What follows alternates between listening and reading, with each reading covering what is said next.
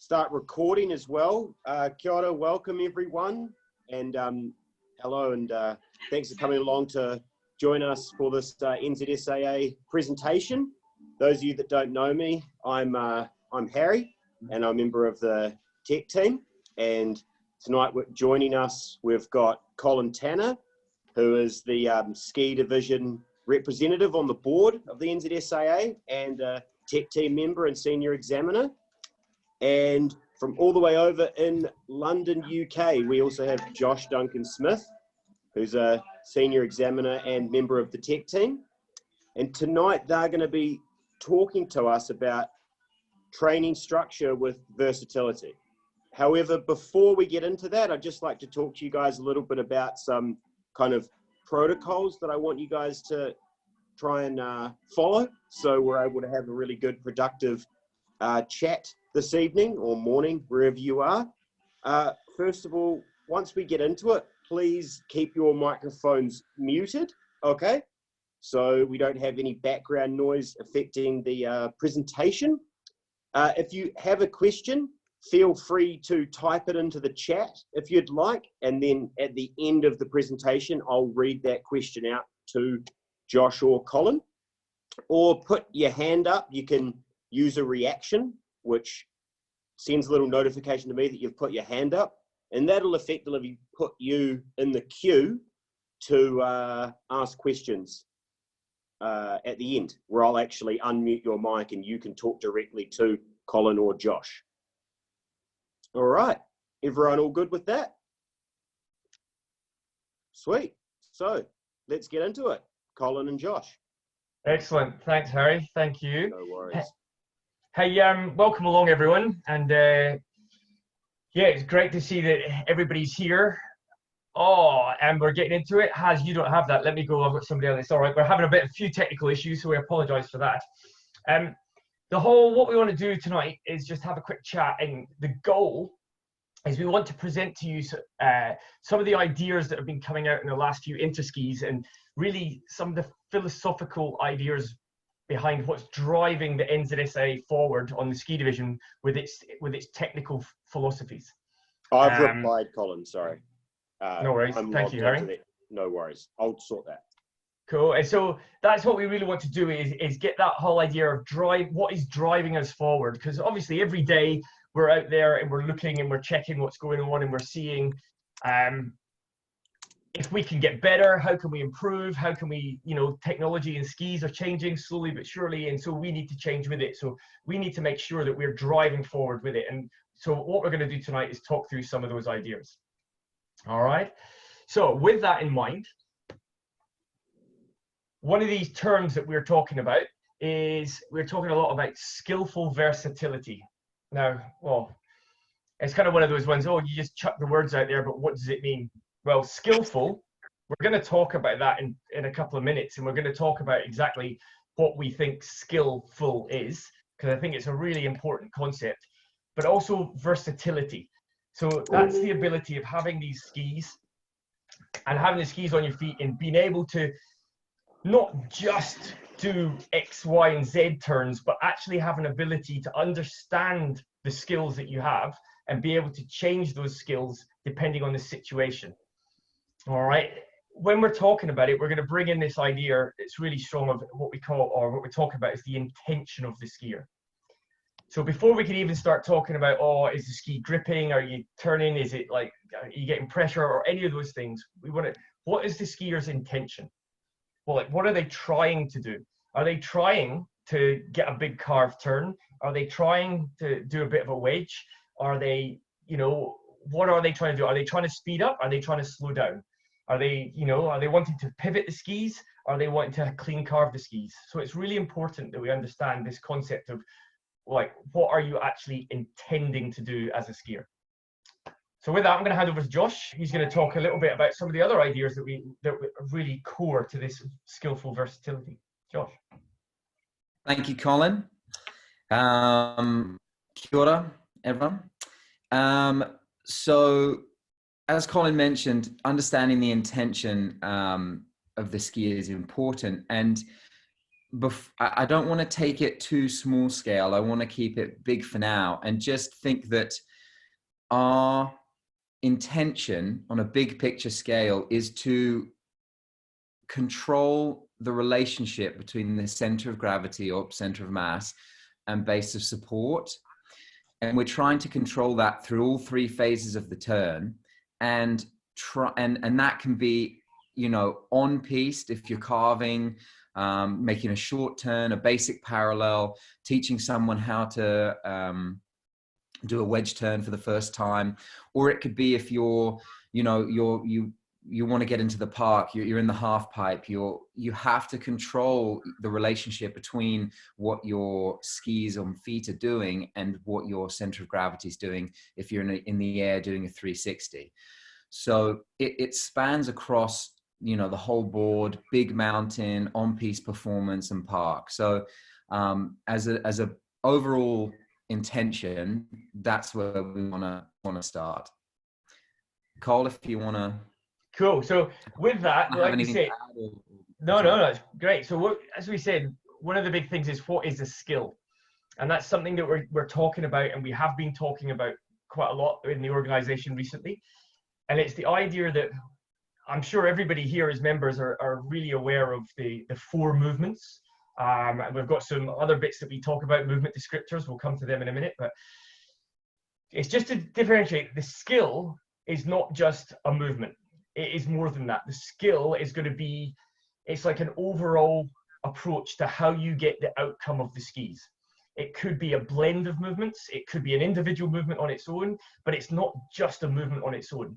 And there's overall, the skill is this blend that comes out with an outcome.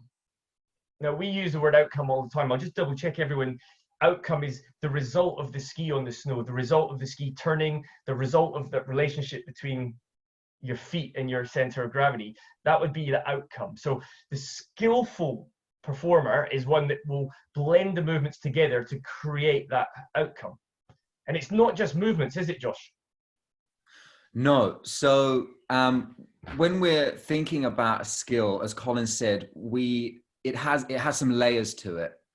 So in any situation on the mountain, you're going to be blending movements together, either all 4 movements or maybe just 2 or 3, but they're always going to be used together. If we think about an athletic stance, stationary, you're already combining fore and aft and vertical.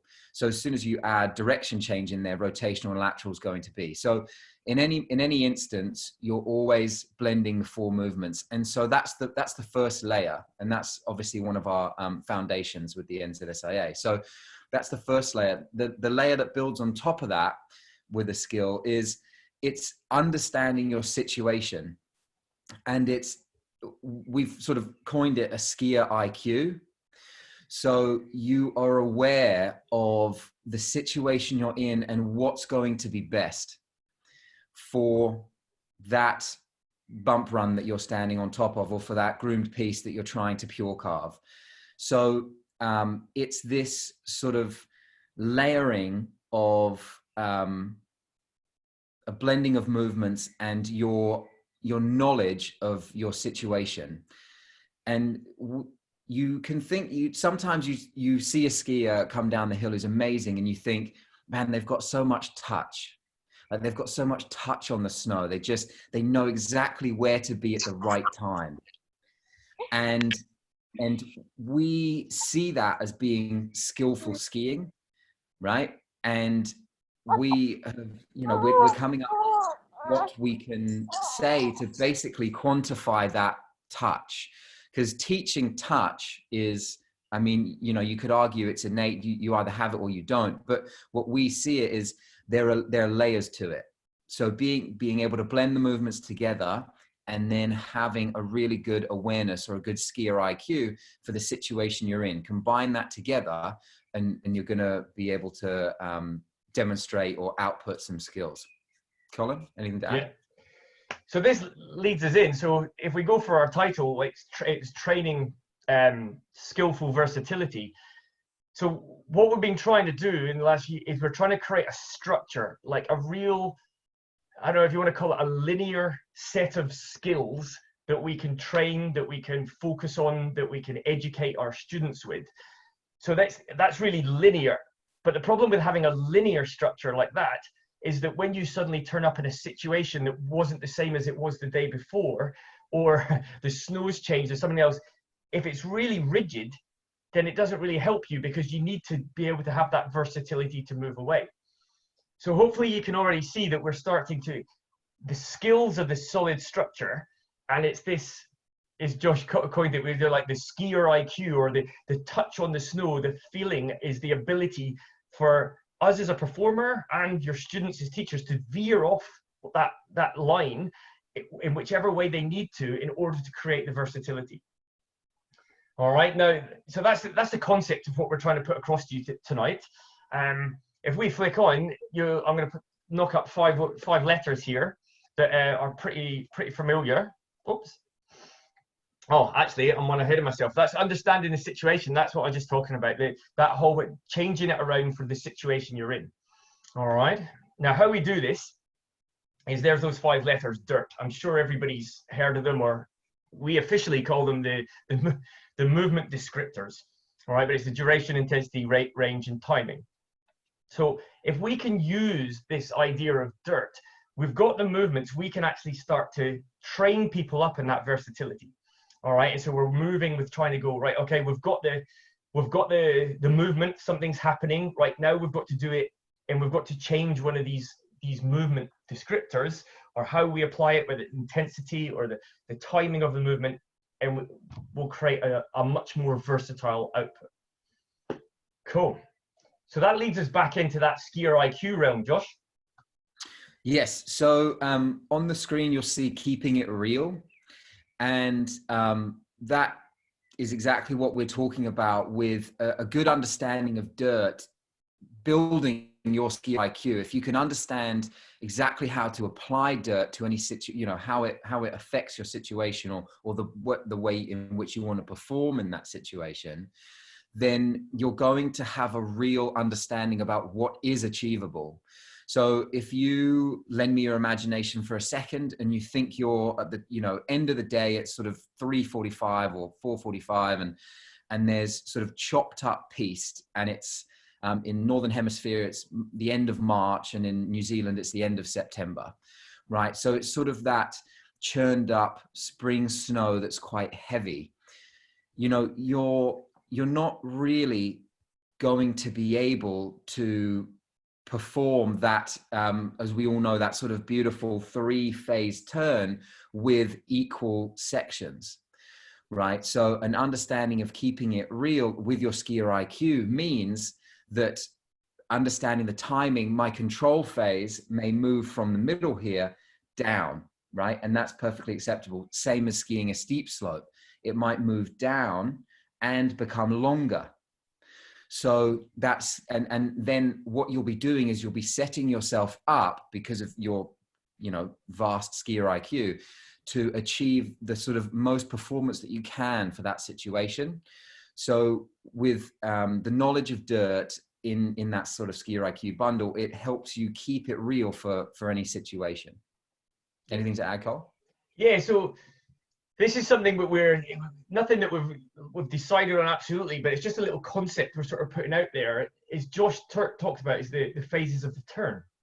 And so sometimes when we've been speaking to people, and neither of these is right or wrong, but sometimes people think of the phases of the turn as it's drawn in the manual, and it becomes it's like a protractor with the different percentages of each area of the phase of the turn. So people think the control phase is just in the center, the initiation's at the top, but actually if you apply it, maybe as Josh kind of hinted at there, if you're on a steeper run and you need to control your speed, then actually the control phase, the phase where you're controlling yourself, might actually be a little bit later.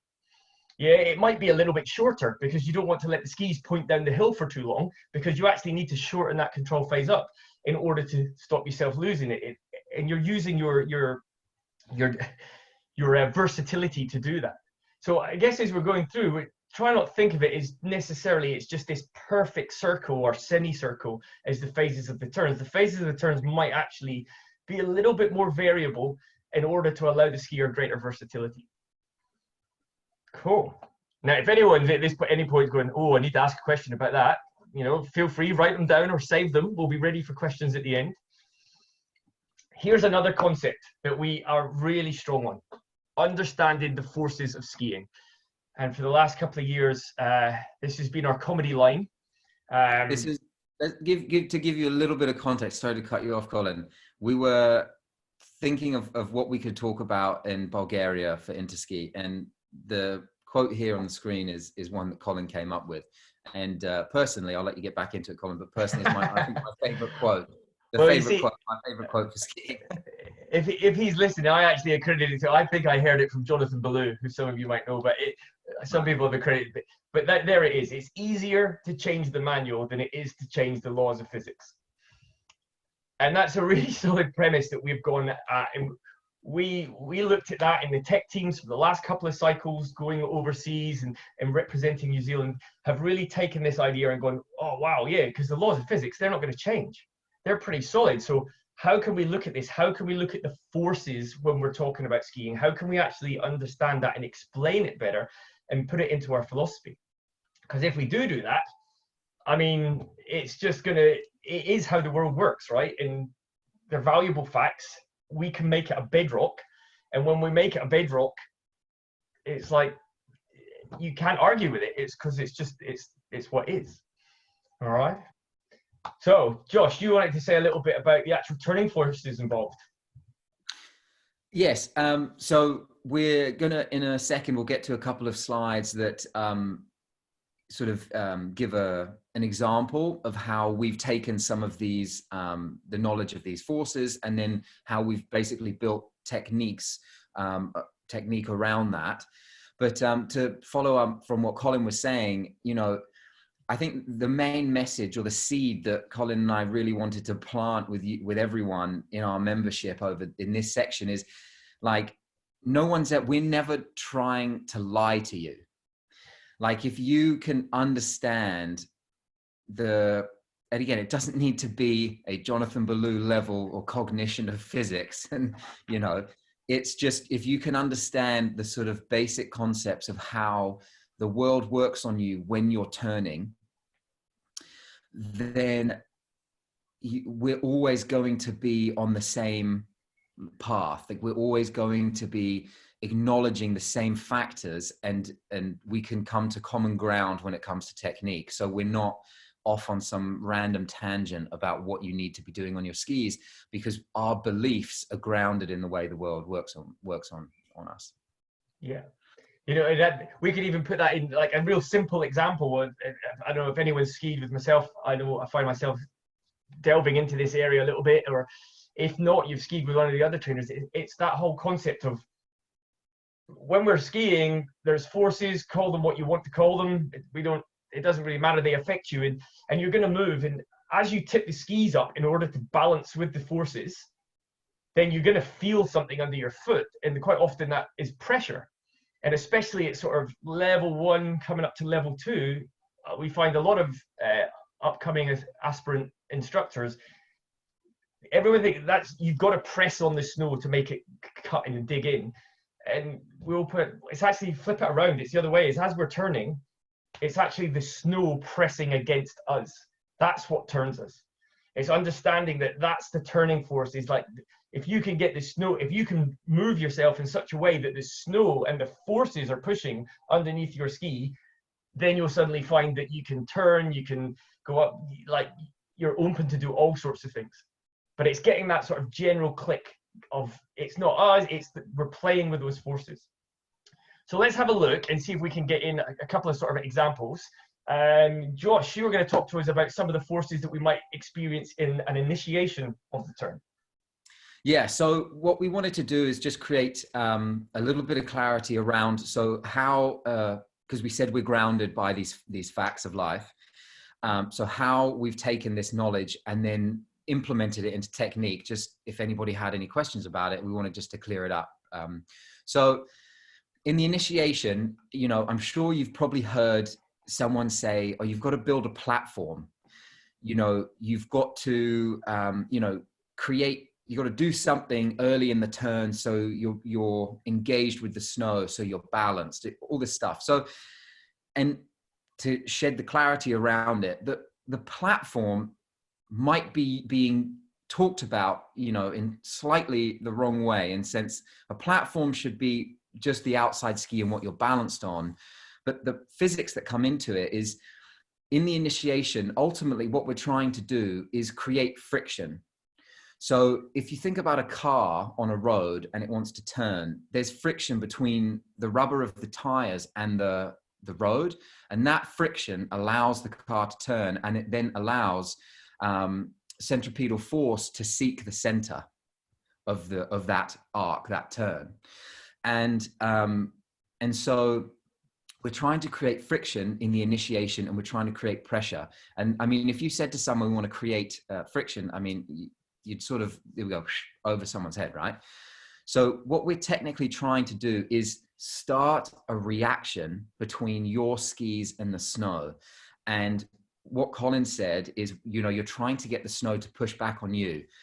So that's friction. You're trying to create a steering angle by turning the skis if you're, you know, in a basic parallel or a wedge turn or something slower speed. Or you're just trying to edge it, right? To create, to get that friction and then increase pressure, right? Pressure is just force over area. So the more pressure you have, you know, you could go faster to get more pressure, or you put the ski on more of an edge angle, giving it less surface area, right? So that's ultimately how we've taken this knowledge of the forces and knowledge of the way the world works on us and built that into the way every trainer tries to train the initiation. What we're trying to do is get that reaction to begin, and it comes from an understanding of simply how you need friction to turn. Cool. And even if you look at these slides, we've chosen these slides because like skillful versatility is the idea tonight. There's somebody doing like on the left a bit more of a basic parallel, and somebody on the right is doing a bit more of a dynamic parallel. All right, getting a bit more action going on. The skills that they're using are the same, but they've changed up how they're applying those skills because the situation has changed, because they're going a little bit faster, but they're still trying to get some grip, or, you know, get that friction at the top of the turn. We're still going to try and do it by using, as we do that grip, trying to use a lot of leg activity, you know, rather than just a whole body activity. We're trying to use our legs to create it. We're still focusing on creating a weight shift, or, you know, completing our weight shift to the new outside ski. And we're still making sure that we're adjusting fore and aft balance as we come through that period of the turn, because we need to be traveling with the skis in order to balance on the platform, or on the grip and the friction once it's been created. So hopefully you can see it's very similar, the process, even though it's changed. So the skills are the same. Cool. So with that, let's have a look now. Let's go into the control phase. Yeah, Josh. Awesome. So again, the way the world acts on us in the control phase is, that's the phase of the turn where you're going to be dealing with the most load, right? The most pushback from the snow. It's going to be all that force is going to be acting on you in the control phase. And so the way we understand that, and again, we're not trying to lie to you. So the way we take that knowledge and then sort of build technique around it is plain and simple. In the control phase, we want you to be aligned, right? What does aligned mean? Well, it just means that you're structurally sound to handle all of that load that's being applied to you as you turn. So if you, Colin, if you take the pointer and you can just quickly go to both the basic parallel middle photo and dynamic parallel middle photo, and just highlight how the hips are basically facing the same way as the ski tips, right? So what you're doing is you're square during that phase, right? And right where that point where the load's at its greatest, I mean, in a basic parallel, the load's at its greatest, the photo after, but still square in that picture as well. But we understand how the world works on you. We're not trying to lie to you. We understand the way the body needs to align. So the biomechanics of how the body aligns. And that's what we're trying to do. You're trying to create the performance in the control phase through alignment. If you can be well aligned, have good discipline in your body, and you can just basically control inclination and angulation, then you're going to handle that load the best way that the best way your body's designed to. And so that's why you see the similarities in the photos there that's on the screen. And that's how we've been grounded, is we don't want people to be in that middle phase of the dynamic medium and be super twisted and countered, because you're putting your body in a precarious position where something might go wrong, And so again, we don't want to lie to you. We've taken that grounding, that belief we have, and we just build it around our technique. And we want to train the discipline in the body to square you up through that middle phase, so that you can basically control angulation and inclination to create more edge angle, which ultimately will turn you. Cool. Anything to add, Cole? Yeah, I was just going to say, I was just going to come back to that same idea of the skillful versatility. The skills that we're looking at here in the two different skiers and the two performances are the same, but once again, the situation has changed. All right, so they have to do it more versatile. They have to balance laterally according to the forces. It's like you couldn't get into the position that the skier on the right is if you were only going at basic parallel speed, and you couldn't if you were going as fast as the skier on the right, you couldn't maintain the position on the left, because the forces are stronger. You have to move in order to make it to adjust. It's the same process. Both of them, they have got angulation. Both of them have got balancing towards the outside ski. Both of them have moved their center of gravity inside at the turn. It's just we're adjusting the same skills, different situations. I think I just got one point to add before we move on, just briefly. As we talked earlier, a skill, as we see it, is combining the blending of the movements for the, blending of the movements and the knowledge or the skier IQ for that given situation. So I know it's something I do, and I'm sure it's every other NZSA examiner and trainer says it, but I always say, knowledge is half the battle. You have to understand what's going on, even if you can't perform it yet. Right. And everyone says, oh, it's easy to understand, but it's the doing it. And it's like, well, that's the trick. That's the skier IQ. So as exactly Colin said, we understand that you couldn't maintain the position, of a basic parallel going at the speed of a dynamic parallel, because your skier IQ has to kick in and tell you need to incline. You need to get your body or your center of gravity inside, further away from your feet, to sandwich yourself between the turning forces. I like to think about it like a sandwich. Your mass is the jam on the forces of the bread, right? And you're sort of sandwiched in the middle perfectly for that turn. So it's that combination of the blending of the movements and the IQ. Carry on, Colin. Just jam sandwiches, eh? Well, first thing that came to mind. Okay. Hey, we're going to move really quickly into the last of the phases, and that'll be the completion phase. We call it completion phase. Somebody said to me the other day, oh, I heard you've renamed them. We haven't renamed anything.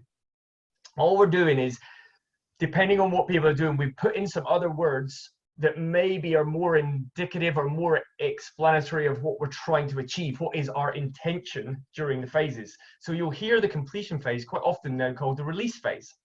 That's fine, or the finish phase, or the whatever you want to call it, but it's release phase works really quite well, because in dynamic skiing, at least skiing that has flow and momentum to it, once you get to that part of the turn, your focus is actually really, it's not carrying on turning for longer. That's done. You've done that in the control phase or the work phase. Now we're moving into that, releasing the skis. Got to try and release the pressure and allow the pressure to release off the skis. We've got to control that center of gravity all right, in relationship, because at the moment in the control phase, the center of gravity is right the way inside in our sandwich, the jam sandwich, right? And now we're going to have the skis will want to carry on turning because they're modern skis. They're bending, they're going that direction. So as we release the pressure, we need to control that path of the center of gravity to make sure that we can flow into the next turn. All right. So as we're doing that, once again, it's gonna involve a few movements, whether it's going to be more than likely it's going to involve a little bit of a sort of a flexion of that outside longer leg, especially when we're more dynamic. It's going to allow, it's going to be really important for us that as we start to release, we start to do what we call, or we anticipate at this point, moving to the new outside ski. So in other words, in that skier on the right, by the middle picture, you're kind of hoping that there's actually quite a lot of weight shift already on their right foot. They've released the pressure. They've gone, they're starting to move, the center of gravity is moving, they're controlling that, and they want to control that to the relationship. So they want to get onto that new outside ski, which in that picture there is their right foot, so that they're ready and they're able to start the process as they go into the new turn. One of the other things that's going to be really important here is Josh talked in the control about us being aligned or quite square so we can manage the loads. At this point in the turn, we're actually getting a little bit, I'm not going to say light in the sense of jump up in the air and oopla, turn around your pole or anything like that, but the load, you're releasing the pressure, so the load's getting lighter. So we're going to be able to do a few different things, and one of those things is going to maintain good, strong separation, all right, or rotational separation. You don't want to allow your whole body to turn and go right round with your skis, because if everything goes round in one direction, it's really hard for you to then control that path of the center of gravity into the next one. Into the next turn. All right, so we're really once again looking for a few skills here. We're looking for that a little bit of release of the pressure. We're looking for a really strong movement to the new outside ski, and we're looking for a really controlled and strong maintenance of rotational separation to allow the control of that path of the center of gravity. Cool. Definitely. Just to add briefly on that, just saying that, you know, like an understanding that, you know, we need momentum to flow us, to carry us between turns. And, you know, our knowledge of ski design and how the ski works, and particularly what part of the ski we're trying to use or utilize in each phase of the turn. And I think that's, you know, so important, particularly in the release phase or the completion phase, is that we allow the ski to move through, and we work sort of from the toe piece of the binding through to the tail. We sort of take the middle of the ski and we work through to the tail, basically allowing the ski to move uninterruptedly, that's the word, uninterruptedly into the top of the new turn. So that's the grounding there, and understanding how our, you know, how the world works on us, and we don't want to sort of dig the tip of the ski into the completion phase, because it's going to affect the way we can carry momentum through. Cool. Excellent. So once we go through that, that's us going through the different phases of the turn. And obviously, when we talk about skillful versatility, there's 1,000 different situations we could come up. We could come up in bumps and powder and crud, or any scenario. But I think if we can, we've looked tonight at some of these in a sort of a basic, medium, and a dynamic parallel. If we can get our ideas around some of these skills, like the skill of releasing the pressure, or the skill of balancing against the forces in the control phase, or the skill of moving the center of gravity inside, or the skill of moving forward with your skis in a given situation, if we can get those ideas and get those skills, then we are going to be able to take them everywhere. Because as Josh said, if we base our fundamental bedrock on some of these ideas, like the forces of skiing, then nobody's ever going to be lying to you. So we can take it anywhere and everywhere. Cool. Now with that, we're going to sort of wrap up and stop talking so much. We're going to invite everybody. I don't know if it's like a mad switch on, but if anybody has any questions or wants to talk about anything, then we can, me and Josh are here, and we'll sort of talk you through it and see how we go. Hello. Hello. All right. So we have not had any questions through the chat. but feel free to write any in there if you'd like me to read out. 360. I thought we were just going to take.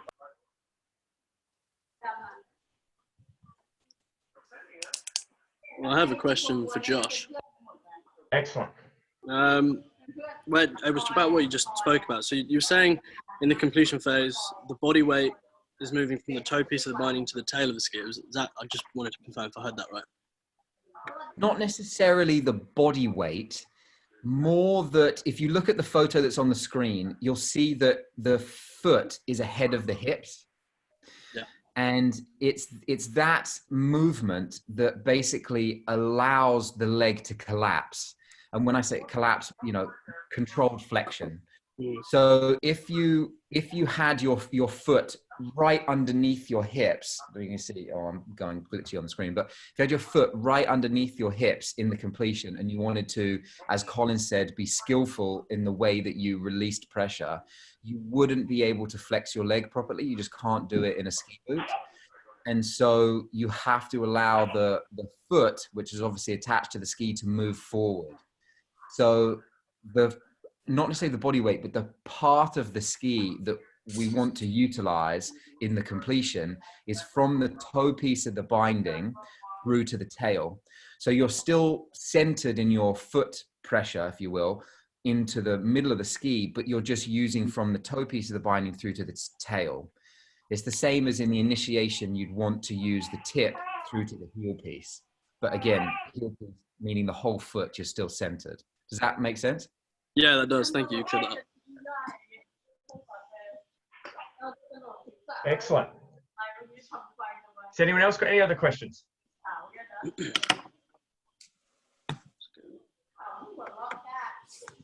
Quiet group this week. They have a quiet group. It's good. How you've taught them well, mate. It's done well. Look, I had all the turns ready, so we're ready to answer away. Maybe we've done too good a job. Well, hopefully now we can all get out and do some skiing sometime soon to be able to go out and practice some of the stuff that we've been talking about. Yeah. Cool. Well, we are. I mean, if we don't have any, we're just going to sort of wrap up. But if anyone's got stuff, feel free to type it in or ask us or contact us later on. We can, like, we're here.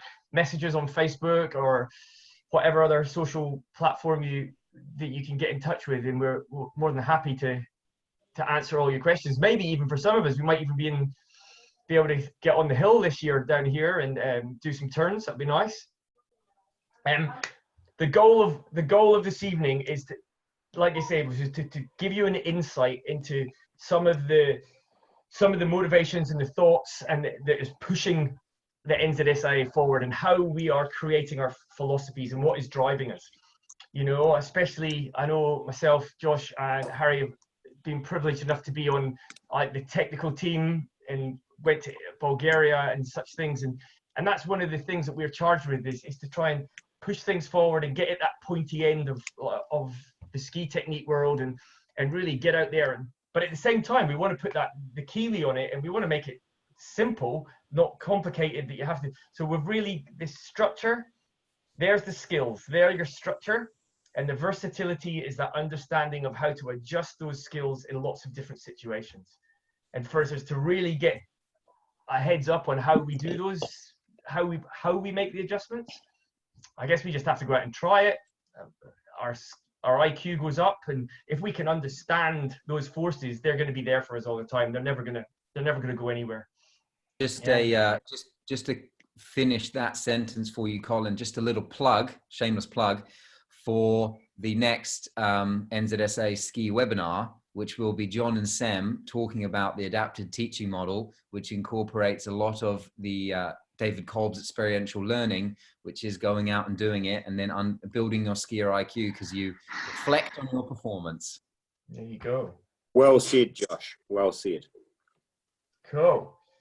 So here we go. I've got a few extra people arrived since we started talking, which is good. Great turn. Well, guys, we're going to hang out here for 5-10 minutes. If anyone's got questions, we're here to answer them. If anyone's got anything random they want to talk about, that's great. Otherwise, if you're busy and you feel that you need to go, we know it's 10 to 9 here in New Zealand. I don't know what time everybody else is on, but it'd be great to chat. Feel free, switch your mics on, and we'll hang out. I think if there's no more questions, Haz, you could maybe end the recording.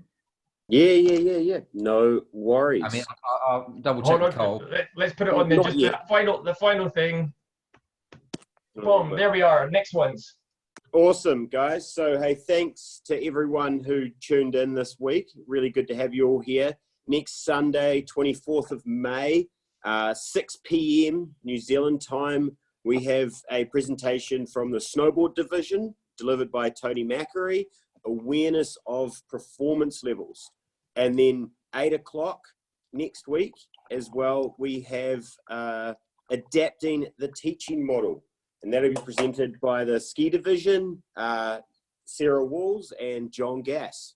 So it should be some good stuff to join in and watch next week. And we'll make sure the link is working no problem. Awesome. Excellent. In that case, thank you all very much, guys. Been a pleasure. Thank you, gents. See you next week. See you next week. Thank you very much, guys. Cheers. Thank you very much.